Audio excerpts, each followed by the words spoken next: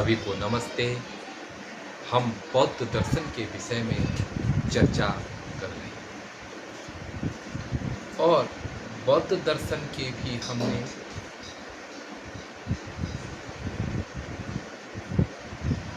आर्य अष्टांगिक मार्ग के विषय में चर्चा कुछ तत्वों के ऊपर की है। अभी कुछ तत्व बाकी है। हम सम्यक व्यायाम तक आ चुके हैं। भगवान बुद्ध ने कहा कि जीवन में सम्यक व्यायाम आना चाहिए। व्यायाम से तात्पर्य यहाँ पर लोक प्रचलित अर्थ है। शरीर की क्षमता को बढ़ाने के लिए, शरीर को निरोग करने के लिए व्यायाम करना चाहिए।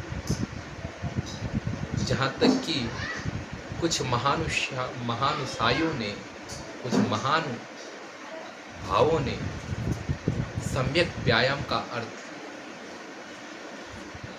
योग से भी लिया है। योग कहे तो हठ योग से,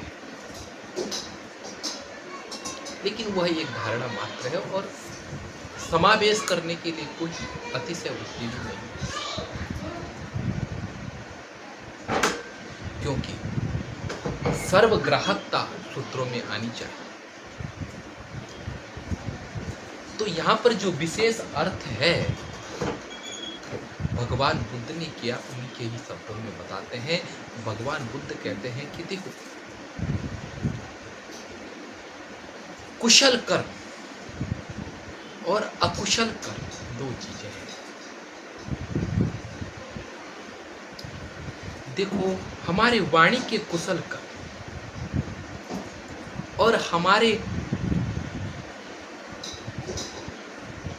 शरीर के कुशल कर्म और हमारे मन के कुशल कर्म हमको उन्नति की ओर ले जाते हैं, और हमारी काया शरीर के अकुशल कर्म, हमारे वाणी के अकुशल कर्म और हमारे मन के जो अकुशल कर्म है वह हमें पतन की ओर ले जाते हैं। हमारा जो मन है यह कुशल और अकुशल कर्मों से निर्मित है। देखो, शरीर है, लड़ाई होगी, मार धाड़ होगी तो कौन आएगा? शरीर लड़ेगा, है ना। शारीरिक कर्म, मार धाड़, चोरी, व्यभिचार, ये सब शरीर के माध्यम से होते हैं। शरीर प्रदान कर्म है जो शरीर से शरीर में देखे जा सकते हैं। व्यभिचार है, ये सब शरीर के कर्म हैं। ये शरीर के अकुशल कर्म हैं। और चुगली करना, कटु वचन बोलना, बकवाद करना, लोभ करना, ये सब शरीर के, ये सब वाणी के अकुशल कर्म। और मानसिक अकुशल कर्म है लोभ, हिंसा, जलन और मिथ्या दृष्टि। ये सब मन के कर्म हैं। ये सब एक पापी व्यक्तित्व में दिखाई देता है, ज्यादा मात्रा में, कम मात्रा में हर किसी व्यक्ति के पास है, लेकिन अत्यधिक मात्रा इनकी जब होती है तो अकुशल कर्म शरीर में पैदा होने लगता है। धूर्तता, इंसानियतता रोने लगती है। इसलिए इन कर्मों को अकुशल कर्म कहा गया है। ठीक इसी के विपरीत कुशल कर्म। ध्यान दो, कुशल कर्म जो है इन कर्मों के बादनार्थ हैं। दो मत रहे हैं। कुछ लोग तो कहते हैं कि पहले मानव के अंदर पाप वृत्ति थी और पाप वृत्तियों से मानव जब विचलित हो गया तो उसने क्या है, सद्वृत्तियों का आविष्कार किया। ऐसा हमने विचार किया है कुछ, इस चीजों को आप सुनेंगे, गीता में भी हमने इसका विस्तार किया है।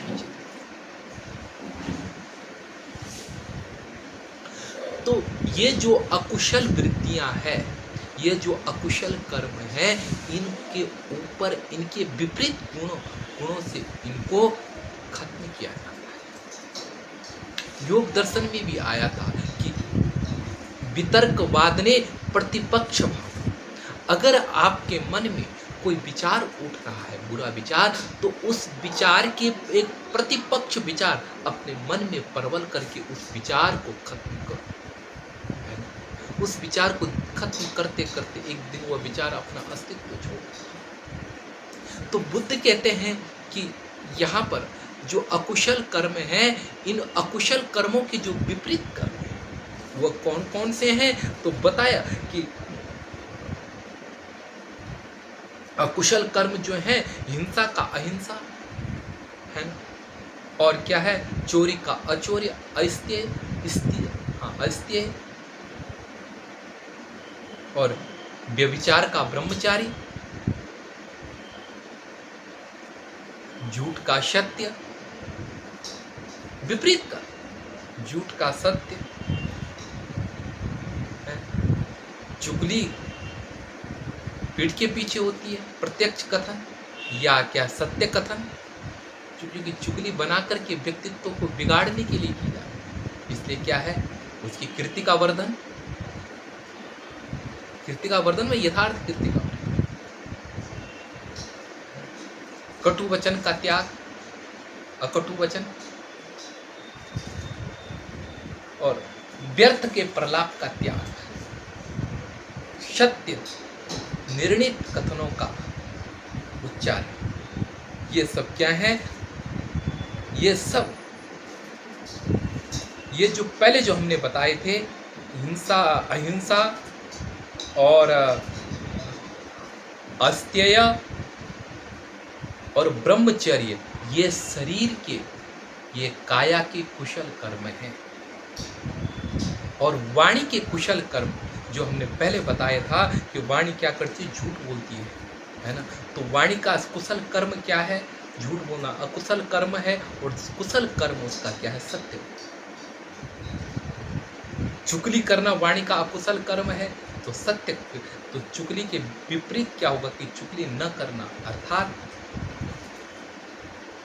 किसी व्यक्ति के कि जो बुरे वचनों को फैलाया जाता, उस व्यक्ति के अच्छे वचनों का लोगों के सामने, उसके प्रस्ताव, अच्छे चरित्र को प्रस्तुत करना, उसके बुरे चरित्र के ऊपर, उसके बुरे चरित्र को ढका देना। क्योंकि ज़्यादातर लोग क्या करते हैं, चुगली में किसी व्यक्तित्व को गिराने के लिए उसकी बुराई का संवर्धन करते हैं, अच्छे बुरे तो हर कुछ, लेकिन अच्छे लोग अच्छों का संवर्धन, अच्छाई का संवर्धन करते हैं, और बुरे लोग केवल उस दूसरे को गिराने के लिए, जलन करने के लिए। बुद्ध के साथ हुआ, मैंने पीछे भी विचार किया, बुद्ध के साथ होता गया। तो कहने का तात्पर्य कि अच्छाई का कथन किया जाए, क्या है, सत्य प्रशंसा की, चुगली ऐसी की जाए जो सत्य, चुगली की ही ना जाए, जब चुगली तो गिराने के लिए उसे सत्य प्रशंसा की जाए पीठ के पीछे। कटु वचन न बोला जाए, व्यर्थ के वचन न बोला जाए, सार्थक, व्यर्थ वचन नहीं सार्थक वचन बोले जाए। सार्थक वचन क्या है, कुशल कर्म। असार्थक बकवाद व्यर्थ के वचन है। ये वाणी के श्रेष्ठ कर्मों का हमने और मानसिक लोभ, लोभ का अलोभ, ईमानदार,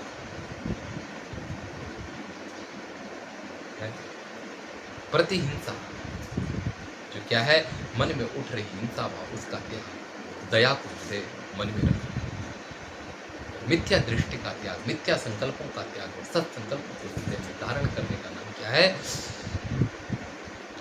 मानसिक कुशल कर्म है और इनसे ही सबका व्यक्तित्व बना है। बस कब जब किसकी जरूरत पड़ती है व्यक्ति उसको खो देता है।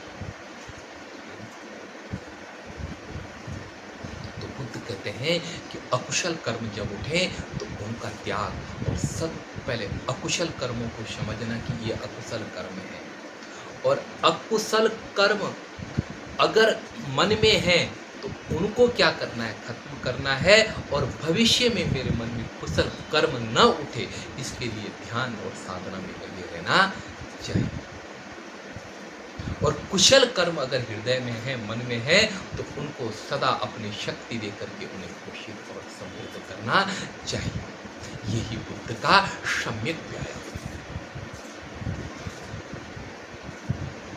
आगे बुद्ध कहते हैं, आगे जो है वह है इसके बाद जो आया है सम्यक वाणी के, जो हमने इसके बाद सम्यक व्यायाम के बाद आया सम्यक स्मृति, सत्य स्मृति, अच्छी स्मृति। वह स्मृति, क्योंकि स्मृति ही संप्रजन्य पैदा करती है। मैं पीछे कहा स्मृति ऐसी होनी चाहिए कि जो आपके मन के अंदर बुरे विचार आ रहे हैं, जा रहे हैं, उनको देखने के लिए आपकी स्मरण शक्ति बड़ी दृढ़ होनी चाहिए। आपके अंदर जो बुरे विचार आ रहे हैं उन्हें रोक सके, और अच्छे जो विचार आ रहे हैं उनको ग्रहण करके उनको एक सूत्र में बांध सके। जैसे तुम सुनते हो ना कि जैसे तुम किसी व्यक्ति के बारे में सुनते हो, है ना, और तुम्हें पता है कि ये देवदत्त है, देवदत्त के बारे में तुमने सुना, देवदत्त को देखा, उसके बारे में सुना। अब देवदत्त की जो भी बात होगी कहीं, उसको आप देवदत्त के साथ में जोड़ करके अपने मस्तिष्क के अंदर सेव रखेंगे। जैसे देवदत्त आएगा वैसे देवदत्त की सारी विचारों की कुंडली मस्तिष्क में घूमने लग जाएगी। ऐसे ही बुद्ध कहते हैं कि सम्यक स्मृति रखो, जो सम्यक ज्ञान है उसको क्या है सब एकत्रित करके अपने पास में रखो। जब उपयोग हो तो उसे क्या है मानवता के संवर्धन के लिए प्रस्तुत करो, और असत विचार को के ऊपर दृढ़ ध्यान रखो, उन्हें प्रवेश ही अपने अंदर मत पाने दो। ऐसी मजबूत स्मृति को अपने मस्तिष्क में सदा है, एक जो क्या है गेट कीपर होता है, जो गेट पे खड़ा है चौकीदार, उसके जैसे स्मृति को बना करके सतत ध्यान रखो कि कौन आ रहा है कौन जा रहा है। यह जागरण का अनुपम सूत्र है। यह हमने आगे पीछे संप्रजन्य के विषय में बोधिचर्या का जहाँ पर प्रसंग आया था वहाँ पर इसका निरूपण किया।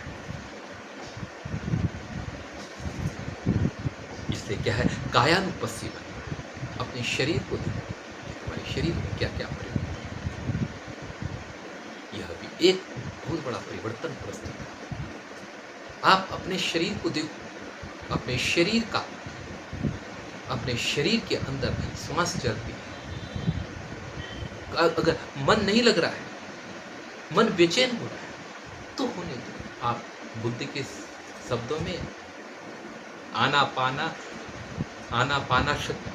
ऐसा कुछ एक शब्द आ रखा है जिसका तात्पर्य होता है कि श्वास चल रही है और श्वास आ रही है जा रही है। इस प्रकार दृढ़ता से जागरूक होकर के अपने श्वासों पर ध्यान दो, तो आप एक समय ऐसा आएगा कि आपका शरीर जो है वह क्या हो जाएगा, बिल्कुल शांत अवस्था में आ जाएगा। एक प्राणायाम का ही तो आप क्या है कायानुपस्सी, अपने शरीर के अंदर होने वाले संपूर्ण परिवर्तनों का अध्ययन करें। आपके शरीर में जो भी परिवर्तन हो रहे हैं आप उनको देखो, क्योंकि आपका शरीर एक रहस्य है।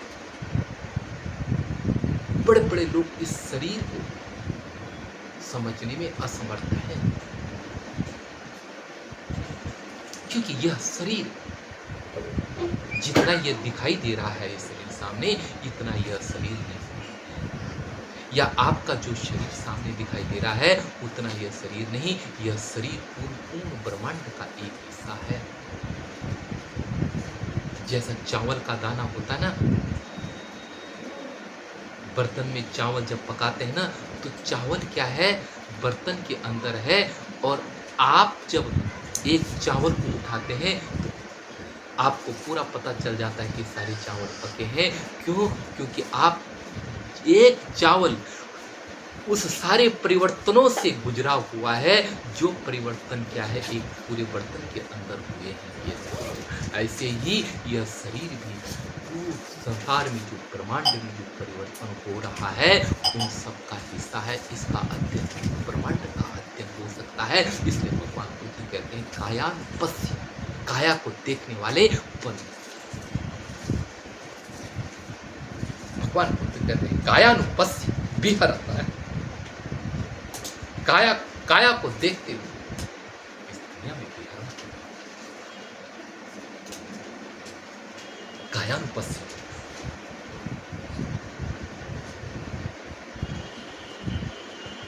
काया को देखोगे तो आपको इस काया में अनेक चीजें, ये काया जो है ना एक नियम है, ये नियमबद्ध है, नियमों का एक समुच्चय है। बुद्ध के शब्द में बुद्ध तो कहते हैं कि एक नियम। आपसे मैं बोल रहा हूं या आप सुन रहे हैं, इस सुनने और बोलने के बीच में शरीर में अनेक परिवर्तन प्रस्तुत किए, अनेक नियमों के माध्यम से हो रहा है। ये नियम है शरीर के, जिन नियमों से शरीर चलता है।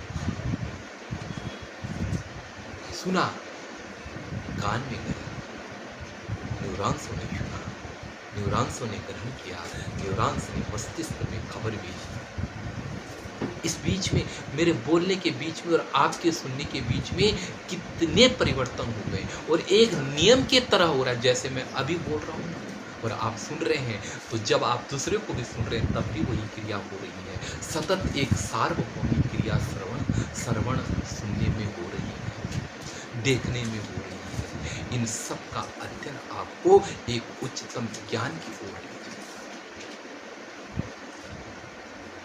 इसलिए कायानुपस्सी, काया को देखने वाला, और ये तभी ही हो सकता है जब आपकी सम्यक स्मृति हो, जागरूक स्मृति, जागरूक संप्रज्ञान।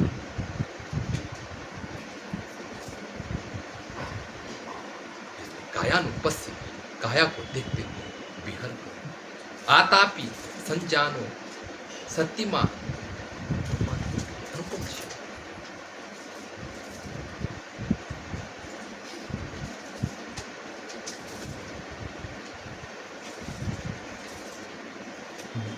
क्या है कि जो आपके दुख दौर्मनस्य है, वेदना है, उनका भी अध्ययन करो। अपने सारे दुर्मन जो भाव मन में पैदा हो रहे हैं उनका भी अध्ययन करो, उनको भी देखो।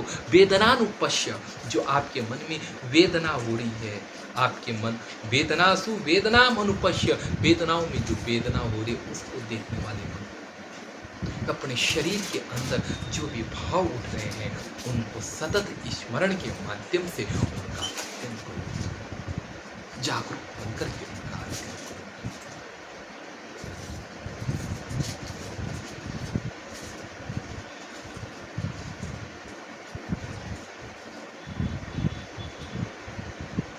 इसलिए क्या है, अपने अंदर उठने वाले दुख दौर्मनस्य जो भी उठ रहा है उनके ऊपर ध्यान रखो। कहीं यह ना हो जाए कि आपके मन में क्रोध उठे, है ना, और क्या है, आप अजागरूक अवस्था में आकर के क्रोध अधीन होकर के अपना व्यक्तित्व को बदलना बना। सतत जागरूक। बुद्ध का नाम ही, बुद्ध जो है वह बुद्धिवाद है।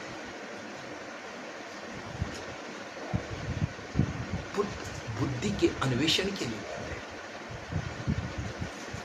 इसलिए भगवान बुद्ध हमेशा आपको सतत आपकी स्मृति, आपके प्रज्ञान, आपके ज्ञान के कारण, आपके क्या है मन के सोचने के कारण जो विचार हैं उन सब सतत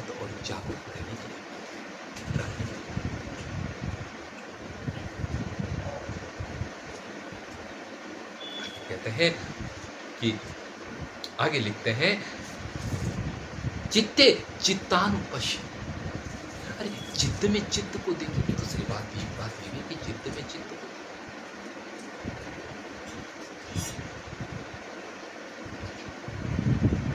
चित्त में चित्त का दर्शन, सम्यक दर्शन, चित्त में चित्त का दर्शन यथार्थ हमारे मन में जो चिंतनशील चित्त है जिसमें ये सब विचारे फूट रहे हैं, उस ये हम क्या चित्त की तरंगों को देखते हैं, चित्त को नहीं। बुद्ध कह रहे हैं चित्त नहीं, चित्त की तरंगों को नहीं, सागर को देखो। जो चित्त का मूल रूप है, आलय विज्ञान है, जिसमें ये उठ रहे हैं, उसका अध्ययन करो। उसके ऊपर आंखें कर दो, वह कैसा वृत्ति आकार बन रहा है। जैसे एक सागर में तरंगे क्या बनती है, वृत्ति आकार बनती है, फैलती है, तटों को पाकर विसर्जित तटों तक आए। ऐसे ही यह जो चित्त है, यह चित्त, इस चित्त के ऊपर एक दो चित्त है, आलय विज्ञान है, एक आलय चित्त है और एक क्या है, प्रवृत्ति चित्त है। इन दोनों चित्तों का अध्ययन करके, जो चित्तों का चित्त है उसको देख करके, दोनों और उसके माध्यम से उसके ऊपर दोनों का अध्ययन करके हमेशा सम्यक स्मृतिवान बन के रहना है। कार्य कारण का दृढ़ ज्ञान,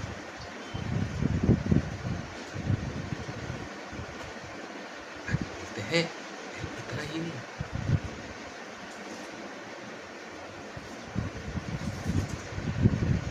धम्मेषु धम्मानुपस्य विहरत, बोला धर्मों में जो धर्म है उसका अनुसरण। धर्मों में धर्म का अनुसरण करना तो बहुत ही कठिन है। और आज के युग में भगवान बुद्ध कह रहे हैं कि धम्मेषु धम्मानुपस्य, धर्म में धर्म को देख करके अपना जीवन को व्यतीत करो।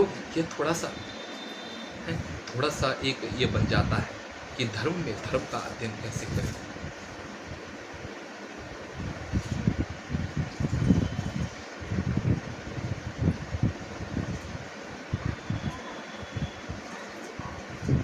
धर्म में धर्म हो करके, धर्म में धर्म को देख करके व्यवहार को,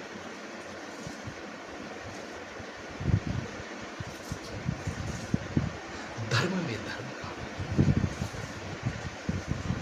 वास्तविकता है, चित्त में चित्त का और धर्म में वास्तविकता ये है। जिस दिन आदमी धर्म में धर्म का दर्शन करेगा ना, बहुत कुछ इंसान में परिवर्तन हो जाएगा।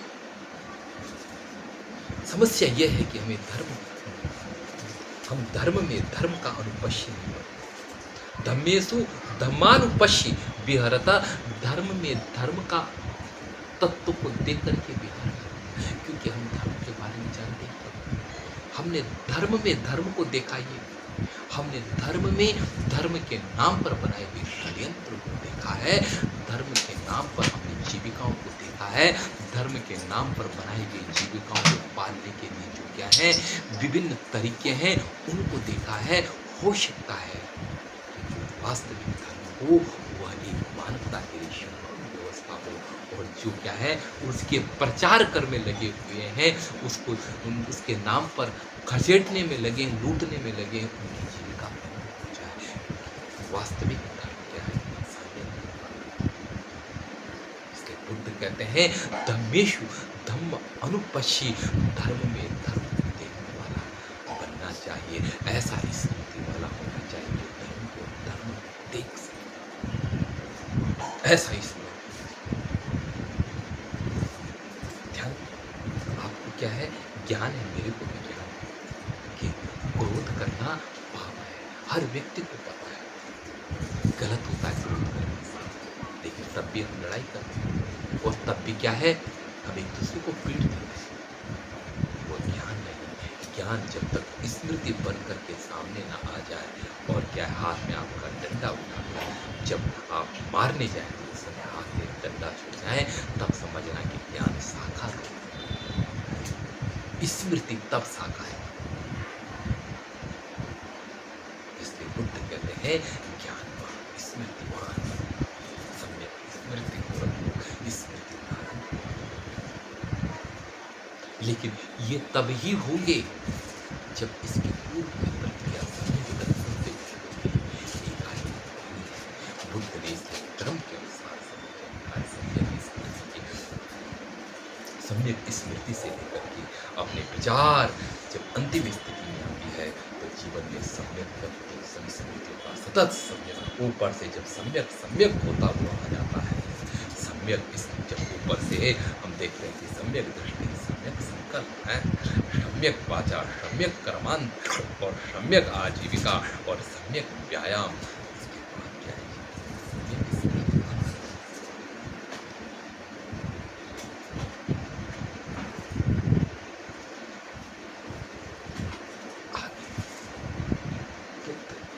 सिद्धांत के शुरू बताते हैं इसके बाद एक अवस्था आती है सम्यक समाधि। सम्यक समाधि। अब समाधि के दो प्रकार हैं। योग दर्शन में संप्रज्ञात असंप्रज्ञात समाधि है। बुद्ध के विषय में दो विचारधारा है। एक तो बुद्ध को बिल्कुल नास्तिक रूप में स्वीकारता है और एक बुद्ध को औपनिषदिक पुरुष के रूप में,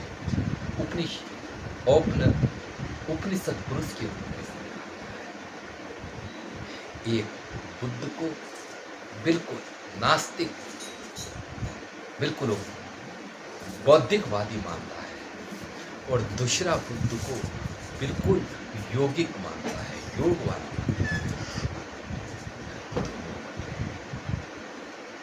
बुद्ध के लिए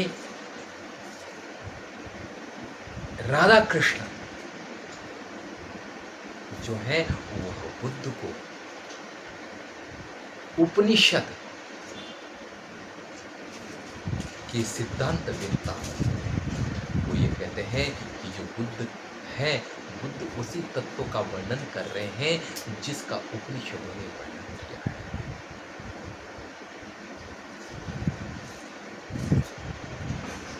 वो कहते हैं कि वह आत्मा का खंडन की बात तो करते ही नहीं। बोला क्यों? क्योंकि उनके सूत्रों में कहीं हर जगह अत्ता अत्तनु नाथ का विचार करेंगे। अत्ता अत्तनु शब्द, ये अत्ता और अत्तनु किसके लिए प्रयोग है? ये आत्मा।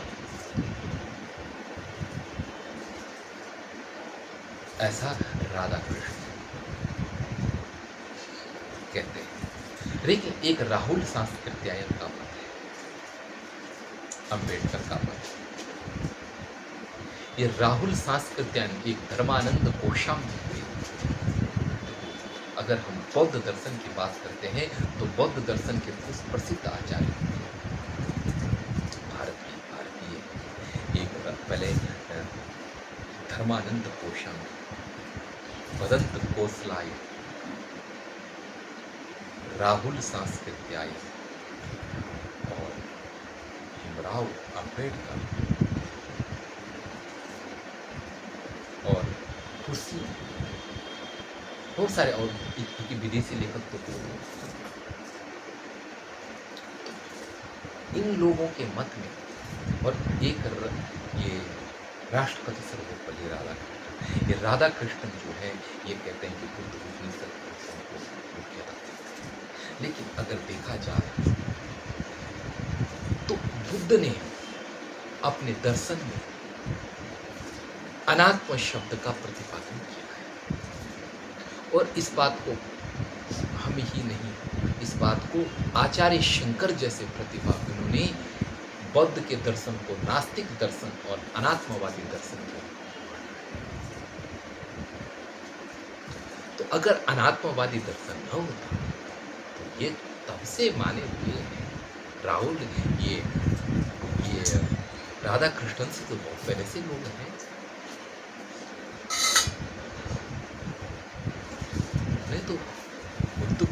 अनात्मवादी का है, अनिश्वरवादी का है।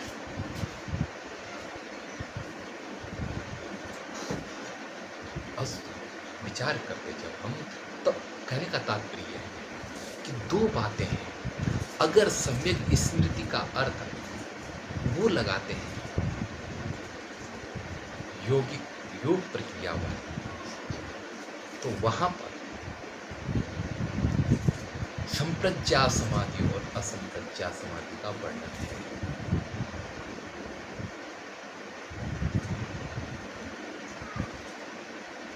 दो दो समाधियों का वर्णन है। लेकिन अगर हम अनात्मवादी स्थिति में आते हैं तो यह भी मोक्ष की स्थिति मानते हैं, लेकिन बुद्ध और उपनिषद की जो मोक्ष की स्थिति है उसमें कुछ अंतर है। उपनिषद में आत्म का वर्णन है, सुख विधेयता का वर्णन है, लेकिन बुद्ध जो हैं वह कहते हैं कि निर्वाण का वर्णन है। उपनिषद पद कहते हैं, बुद्ध अपद कहते हैं। अपदस्य देशनाता, अपद की देशना क्या हो सकती है, उपदेश क्या हो सकती है।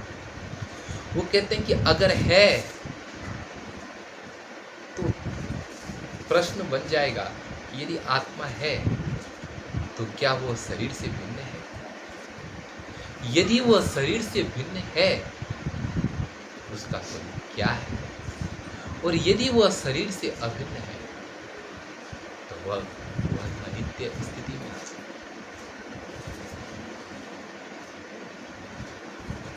लक्षणों से, देखिए न्याय दर्शन में लक्षणों से लक्ष्य की प्राप्ति का जो वर्णन है बता रहे हैं, आत्मा की शुभ दुख आदि, वह क्या है? गुण तो बता रहे हैं लेकिन गुणी को स्पष्ट वर्णन तो नहीं दिखाई दे रहा है, प्रत्यक्ष तो नहीं हो रहा है।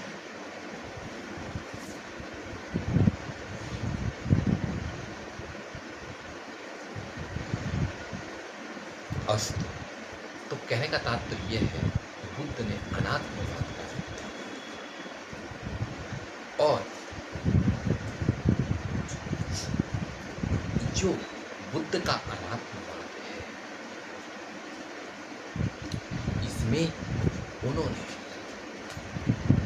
जो मोक्ष का वर्णन किया है वह अश्वघोष के मत दिशम न काचित विदसम न काचित स्नेह जयात केवल मृत्यु। उन्होंने कहा कि जैसे दीपक होता है, दीपक में तेल है और दीपक बुझ गया, कहाँ गया दीपक? क्या ऊपर गया, क्या नीचे गया, क्या जमीन के अंदर घुस गया, क्या आकाश फाड़ के चले गया, या आसपास के पहाड़ियों में घुस गया, या पेड़ के अंदर घुस गया? दीपक की ज्योति कहाँ?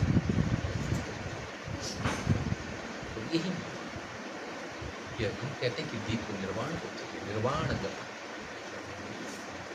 दीपः निर्वाण गता। दीपक जो है वो बुझ गया, जीवन बस निर्वाण ये है, वहाँ सारे काम वासनाएं जो है शरीर के जो सारे हैं गुण है वो शांत हो। यही स्थिति है। कहाँ पहुँचे, किस आकाश में, उपनिषदों में आकाश में पंछियों के चिन्ह को खोजने की जैसे स्थिति। अपन बुद्ध ने अपन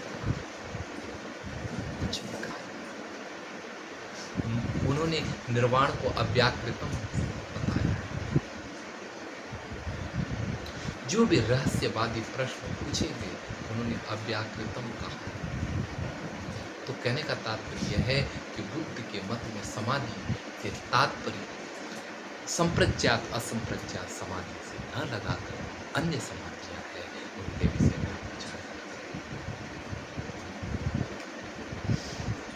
आगे कहते हैं कि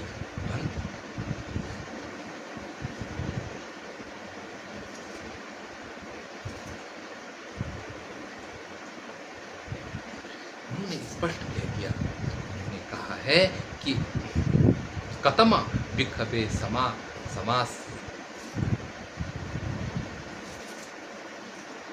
हे भिक्खो, कतमश्च भिक्खवः सम्यक् समाधि इह भिक्खवः भिक्षु विविच्य कामेभ्यो विविच्य अकुशलेभ्यो विविच्य सर्वधर्म सवितर्क सविचार विवेकजम सवितर्क। और क्या है? सविचार, सवितर्क मन में उठने वाले वितर्क। और क्या है? जो विचार है। और विवेकजम प्रीति शुकम प्रथमम ध्यानम उपसंपद्य। ध्यान के लिए ही बुद्ध ने समाधि शब्द का प्रयोग किया है। और विवेक जो क्या है? विचार और जो वितर्क उठ रही है उनको शांत करके क्या है? रंग बिहरना क्या है? समाधि, सम्यक समाधि है। यह सम्यक समाधि का वर्णन किया है।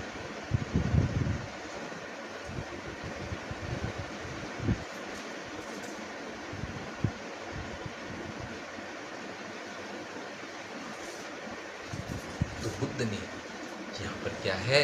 अनेक समाधियों का वर्णन किया है।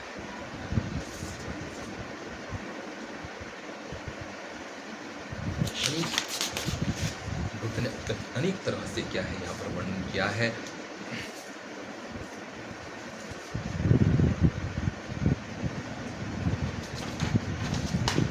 आगे लिखते हैं कि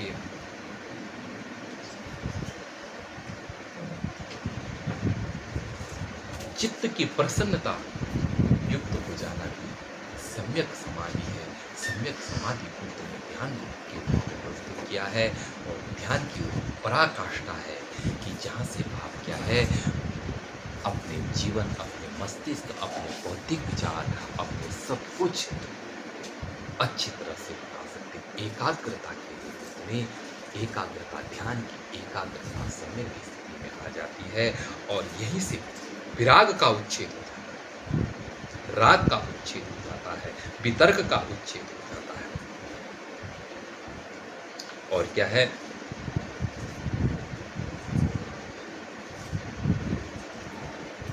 प्रीति जो क्या है? राग, आसक्ति, उनका विच्छेद करके व्यक्ति अलग हो जाता है, स्मृतिवान होकर के। और वो क्या है? वह सब चीज को समझने वाला। कहने का तात्पर्य है जब ये सब चीज आपके पास आ जाती है तो एक बार ऐसी स्थिति जीवन में आती है, ध्यान की ऐसी अवस्था आती है कि जहां से जीवन में सब सम्यक ही सम्यक, जीवन में बिल्कुल सम्यकता है। तो ये क्या है? बुद्ध की जो मूलभूत सूत्र है इनकी व्याख्या की। बुद्ध जो दर्शन है, यह दर्शन, इस दर्शन में अनेक चीजें आपके समाज में दिया है। यदि बौद्ध धर्म न होता तो वैदिक धर्म जो बीच में विकृत हो गया, जहां तक यज्ञों में हिंसा होती थी, बलि दी जाती थी, बकरी दी। आपने देखा होगा विकल्प का जो चयन वो बौद्ध धर्म। आपने देखा होगा कि जहां बकरियां दी जाती थी, वहां लोग, जहां बड़े बड़े भैंसे दिए जाते थे, वहां कद्दू की बलियां दी जाती। यह सब किसके कारण? बौद्ध धर्म के कारण, जैन धर्म के कारण। बुद्ध की क्रांतिकारिता, बुद्ध का सम्यक जो दर्शन था, वह क्या है? बुद्ध का जो बौद्धिक सम्यक दर्शन था, उसने कोई डंडा लेकर के किसी के ऊपर प्रहार नहीं, उसने लोगों के हृदय को परिवर्तित किया। और लोगों के हृदय के परिवर्तन से व्यक्ति अपने आप क्या है? अपने सुधार करने के लिए तैयार है। नेत्र नहीं है, कमरे में गंदगी नहीं देख रहा है, गंदगी देख रहा है। लेकिन भला मानस है, उसने देखा, उसने बोला ये तुम्हारे कमरे में गंदगी, कहाँ गंदगी, कहाँ दिखाई नहीं दे रहा तुम्हें? मेरे को तो दिखाई नहीं दे रहा। चल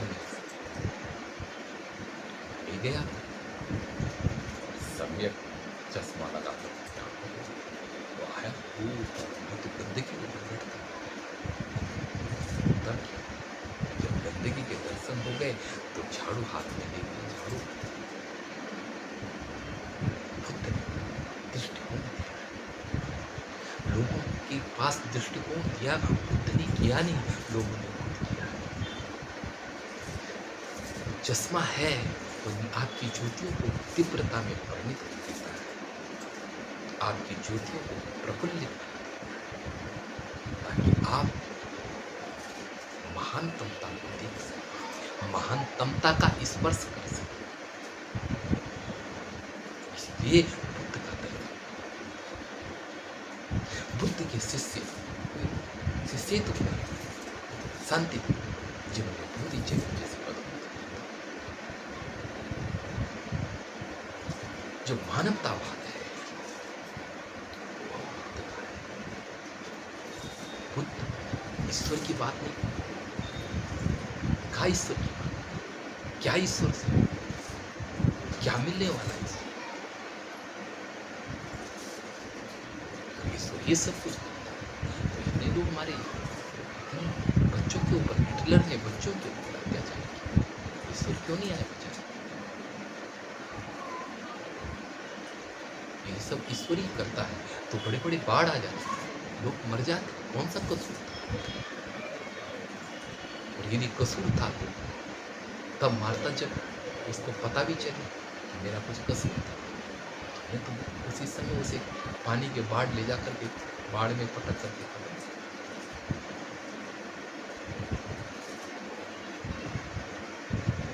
सब जो है ये सब नास्तिक जो बोलते हैं ना कि कोई प्रयोजन छिपा है, प्रयोजन के कारण हो रहा है, वो इसके भी विपरीत में है। वो कहते हैं कि प्रयोजन है, वो प्रयोजन एक क्या हमने बारंबार देखा, इसने प्रयोजन के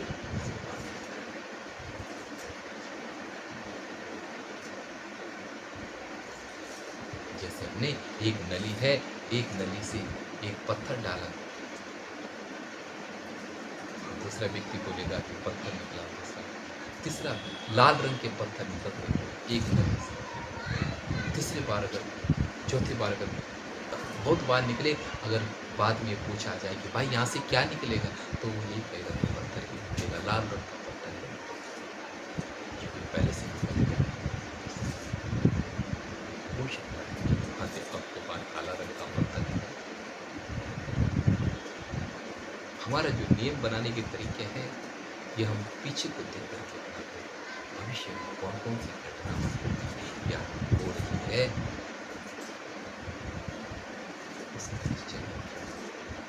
ईश्वर की, इसलिए नहीं कोई नियम बना रहा पहले से, कोई चल रहा है इसलिए। कहते ईश्वर यदि है तो ईश्वर का भी कोई कारण और विस्तृत विचार हम कर चुके हैं। पुनर्पृष्ठ से पेशण नहीं थी युक्ता, किसी भी बात को फिर पता बुद्धि लगा। बुद्ध स्वावलंबन के पक्ष, बुद्ध ने कहा ध्यान, यदि ईश्वर है तो स्वतंत्रता खत्म हो जाती, और अस्तित्ववादियों ने सार्थ आदि जो दार्शनिक हैं, उन्होंने इस बात का पोषण किया है कि अस्तित्व ही कार्यरत है। पहले क्या है? अस्तित्व, अस्तित्व के संरक्षण। अस्तित्व का मतलब आस्तिकवाद या ईश्वरवाद से नहीं, अस्तित्व का मतलब तो उन्होंने नास्ते हुए ईश्वर को भी नकार दिया, अस्तित्ववाद।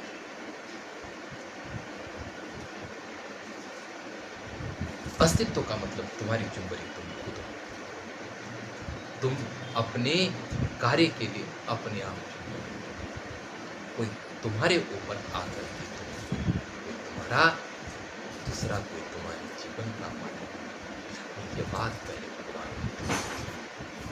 अत्ता अत्तरो नाथ को नाथम परोसिया अत्ता ही सुबंधे नाथम लभते दुर्लभा। अपने जीवन के साथ तुम खुद अपने हो, तुम्हारे जीवन का और संरक्षण हो। तुम अपने सुकृत कर्मों से, अपने महान कर्मों से दुर्लभान गति तुम अपनी दुर्लभ गति। बुद्ध का सूत्र ही था कि अब आनंद अंतिम समय जब क्या है, अंतिम समय में उपदेश था। उन्होंने यह नहीं स्वीकारा कि मेरे बाद कोई शास्त्र, उन्होंने क्या तुम्हें कोई उपदेश देगा या मेरी कोई ऐसी बातें रखी जाए, मेरे ग्रंथों को प्रमाणित में रखा जाए, उनसे तुम जीवन की शिक्षा लो। लेकिन उन्होंने कहा कि धम्म ही प्रमाणित होगा और धम्म तुम्हारे अंतरात्मा से होगा, और तुम्हारे अंतरात्मा उसके अनुसार जीवन हो जाएगा। इसलिए क्या है, अब दीप भवता, अपने जीवन दीपक तुम अपने जीवन के प्रकाश, अपने जीवन को प्रकाशित करने वाले महानतम व्यक्तित्व खुद। महत्ता कहीं बाहर से नहीं, किसी के महान बताने से महान हो, उसका प्रकटीकरण होना चाहिए। कोई जरूरत नहीं 50 व्यक्ति कहे कि तुम अच्छे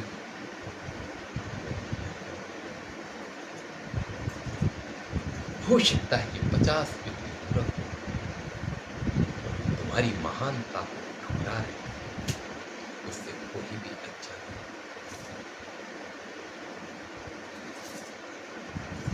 आपकी प्रामाणिकता श्रेष्ठतम गुणों के माध्यम से अपने आप प्रविष्ट।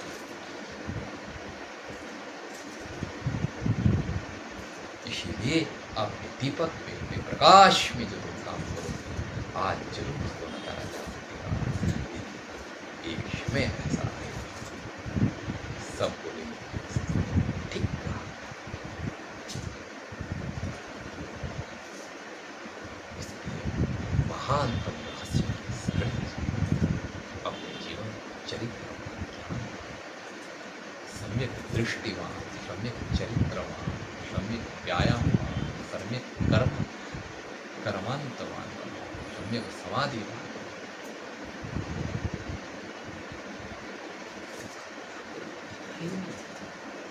जो आज ये देशना है, क्या बोधिचर्या में है, बोधिचर्या की स्थिति है कि जो मानवतावाद है, मानवतावाद कैसा उसको देखिए न्याय शांति दे रहे हैं, बड़ी संकट कहा कि हस्तादि भेदेन बहु प्रकार कायो यथेक परिपालनीय यथा तथा यथा जगत भिन्नम भिन्न दुख सुखात्मकम सर्वमिदं तथैव। बोलते हैं जैसे क्या है, हस्तादि विभेदेन बहु प्रकार, ये जो हाथ शरीर है ना, इसके हाथ आदि भेद के कारण हाथ भी कान कितने, लेकिन इतना होने पर भी हस्तादि भेदेन बहु प्रकार कायो तथैक परिपालित, लेकिन शरीर एक है और सब एक समर्पण के इसका पालन।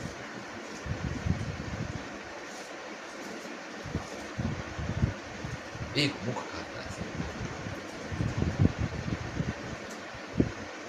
तो विभिन्न शरीर के अनुरूप शरीर के एकत्व रूप से पालन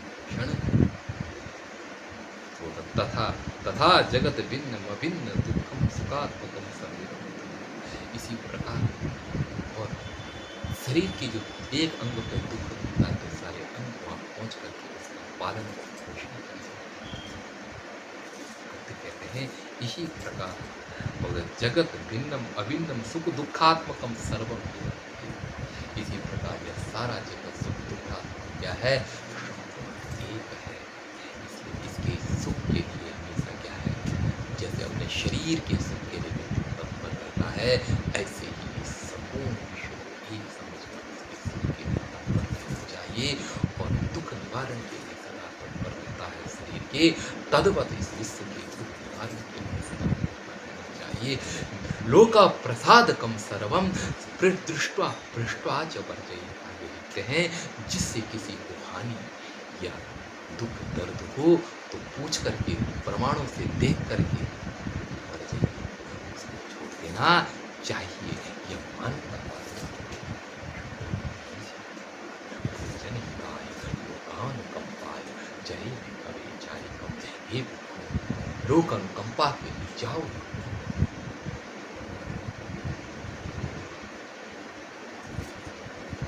कोई मारने आ रहा है, क्या करें? क्या तुम डंडे से मारोगे? बोलते हैं कि क्या,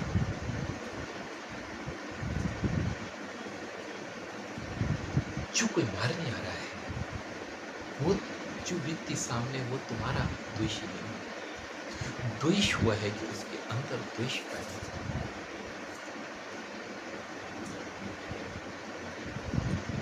वह कर्म करने मुख्यम दंडाधिकम हित्वा प्रेरिके यदि कुप्यते द्वेषेण प्रेरित सूपी द्वेषी द्वेषस। बोलते हैं कि अगर कोई आप मारने आ रहा है तो पहले एक काम करो कि अब आपके हाथ में डंडा है तो उसे नीचे रखो। क्योंकि जो सामने से व्यक्ति तुम्हें मारने आ रहा है वो तुम्हारा शत्रु है। उसके अंदर ये गुण पैदा हुआ है जो आगंतुक गुण है, जो अभी आया है और हो सकता है 10-15 मिनट बाद विदा हो जाए। रुको, जो द्वेष है उसके साथ उस द्वेष को खत्म करने के लिए अपने शरीर के अंदर द्वेष पैदा करना चाहिए। हमेशा निकाल करके वो व्यक्तित्व आपका नहीं है। वह व्यक्ति, वह क्रोध नहीं है जिसके बहाने आप उस व्यक्ति को मारे। वो एक आगंतुक वो चले जाए। इसलिए अनुपम मानवता का सुधार धर्म से ही हो सकता है और मानवता युक्त धर्म से ही होता है।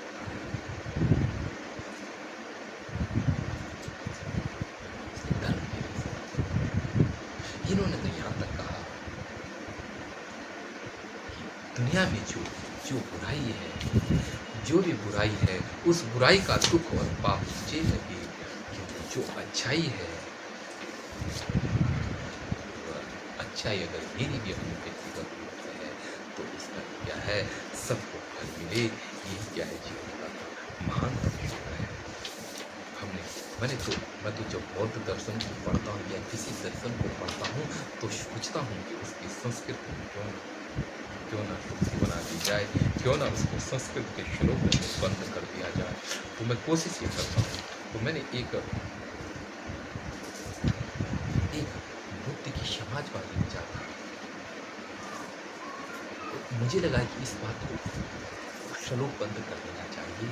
तो धम्म बलम भाषा न्यायेने गम्यते जन, बोलते धर्म बल को लेकर के बुद्धिमान को न्याय के मार्ग से चलना चाहिए। क्योंकि धर्म ही न्याय के मार्ग से बुद्धिमान को धर्म का आश्रय लेकर के न्याय से चलना चाहिए। और क्लेशम निश्चिते तेना, और उससे क्या होगा, क्लेश का नाश होगा। क्लेश का नाश मतलब, क्लेश का अर्थ है यहाँ पर शोषण। शोषण का नाश तब होगा जब व्यक्ति धर्म को लेकर के न्याय से चलेगा। तब तेन उसके द्वारा क्लेशः नश्यते, उसके द्वारा क्लेश शोषण का नाश। न्याय का मार्ग ही शोषण का खत्म करना। कोई शोषित नहीं, अन्याय ही शोषण पैदा करता है। तो आप देखा, कमाया किसी ने, खाया पूरा दिन भर काम कराओ, शाम को इसकी पूरी मजदूरी ना, ये तो अन्याय है। तो यही वजह तो क्या है, प्रथम और द्वितीय विश्व युद्ध में जो लड़ाई हुई, यही तो हुई। पूंजीवादियों की यही लड़ाई तो थी। शोषण और शोषित पुत्र इस चीज का खंडन कहते हैं क्लेश का अंत धर्म से। और क्या होगा? क्लेश मुक्त्या ही स्वतंत्रता। और क्लेशम नश्यते नश्यति तेन क्लेश मुक्त्या ही स्वतंत्रता। और क्लेश स्वतंत्रता है। और क्या है? जब शोष्य और शोषित नहीं,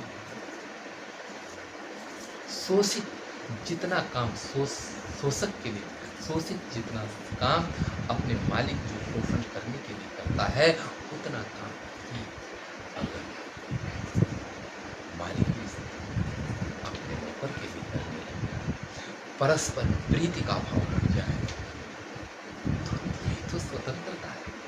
परस्पर प्रेम का भाव बढ़, ये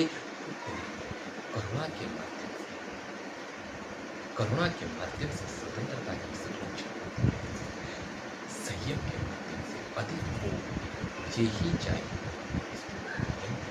सबको चाहिए, समान रूप में बढ़ना चाहिए। तो बुद्ध की अनुपम देश वो क्या है?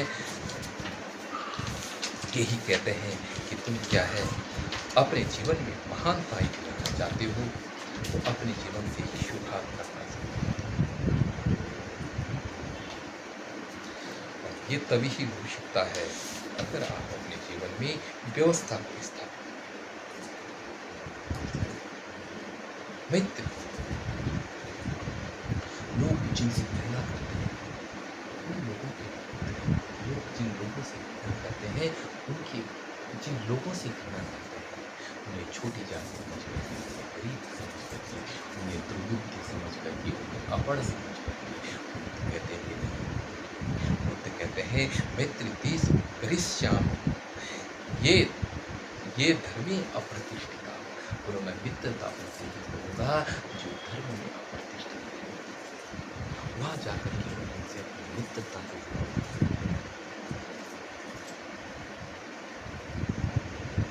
और क्या है, कारुण्यम च करिष्यामो धारयन्त एवं नया, और उनके ऊपर जाकर के करुणा, स्नेह को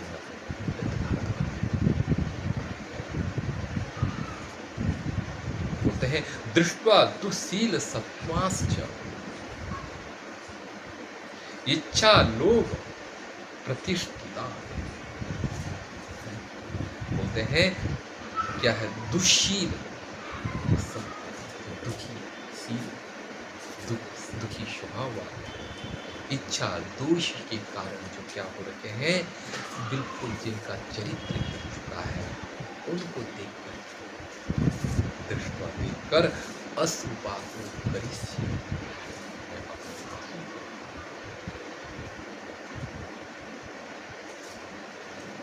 अश्रुपातम करिष्यामि, अश्रुपात करूंगा। क्यों? क्योंकि क्या, गति कांतस्य भविता, अंध अंधे व्यक्ति की क्या गति होगी, इसको सही मार्ग पर।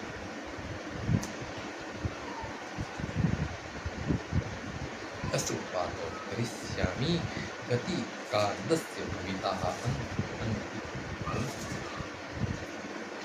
अश्रुपात कुछ नहीं दे सकते हो। विवेकानंद की बातों को याद करो कि अगर तुम कुछ नहीं दे सकते तो उन आंसू के बहा दो। कुछ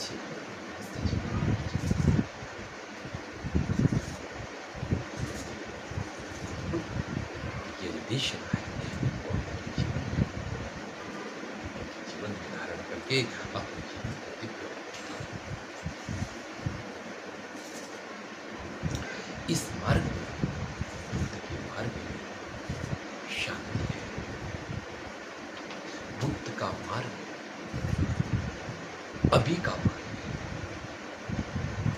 बुद्ध का मार्ग शांति, अहिंसा, करुणा, दया का, वो पारलौकिकता को देता है, लेकिन पारलौकिकता को इहलौकिकता देता है। इहलौकिकता का बलिदान पारलौकिक। मैं आपकी वाणी को विराम देता हूँ। करी। इसके बाद हम उपनिषदों की चर्चा करेंगे, सुनेंगे